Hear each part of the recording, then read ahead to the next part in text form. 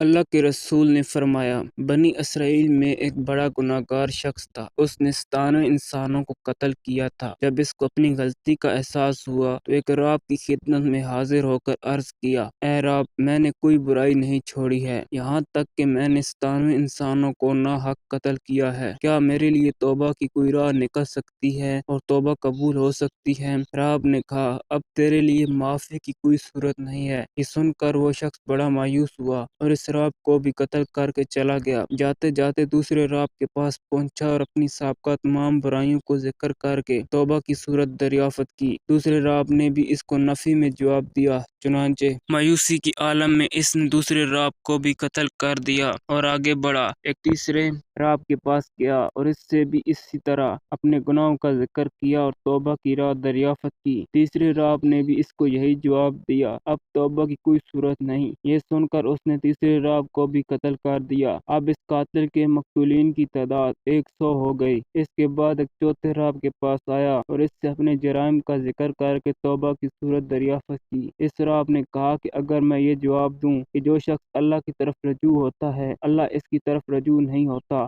تو یہ جھوٹ ہوگا، اس لیے میں تو اس سے کہتا ہوں کہ تو اب توبہ کر اور پھر اپنے اعمال درست کرنے کے لیے فلاں مقام کے گاؤں میں جا کر وہاں کے عبدوں کے ساتھ اللہ تعالیٰ کی عبادت کر۔ راب کی یہ بات سن کر اس کو امید باندھی اور اس نے توبہ کر کے اس گاؤں کی راہ لی۔ جب وہ درمیانی راستے تک پہنچا تو اللہ نے اپنے فرشتے کو حکم دیا، اس کی روح قبض کر لو، اور اس کی روح وہیں راستے میں قبض کر لی گئی۔ اس کے مرتے ہی عذاب اور رحمت کے فرشتے اس کو اٹھانے کے لیے جھگڑنے لگے۔ اچانک تیسرا فرشتہ آیا اور اس نے فیصلہ کیا کہ یہ شخص جہاں سے چلا تھا اور جس گاؤں کی طرف جا رہا تھا ان دونوں گاؤں کا فاصلہ ناپو، اگر یہ توابین کے گاؤں سے زیادہ قریب ہو تو اس کو نیکیوں میں شمار کرو، ورنہ گناہ گاروں میں۔ چنانچہ جب فاصلہ پیمائش ہوئی تو ایک بالش توابین کے گاؤں سے زیادہ قریب تھا، اس لیے اس کو بخش دیا گیا اور رحمت کے فرشتوں نے اس کو اٹھا لیا۔ امید ہے آج کا یہ چھوٹا اور خوبصورت سا واقعہ آپ کو پسند آیا ہوگا۔ ویڈیو کو لائک کر کے چینل کو سبسکرائب کریں اور ویڈیو کو آگے شیئر کر دیں۔